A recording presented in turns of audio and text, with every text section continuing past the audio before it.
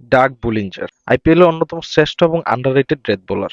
IPL এর death bowling প্রসঙ্গ এলেই কার কার কথা মনে পড়ে? মালিঙ্গা, বুমরা, ববি, ব্রাভো, স্টেইনদের কথাই তো, তাই না?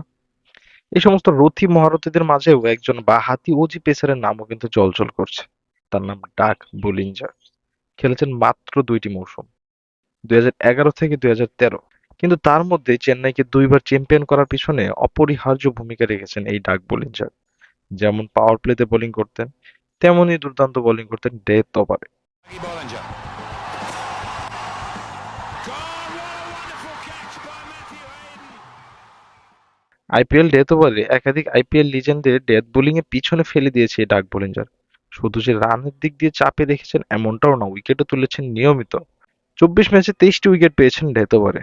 বোলিং গড় ১২.৭ এবং স্ট্রাইক রেট মাত্র ১০.২। প্রায় ৪২% ডট বল করে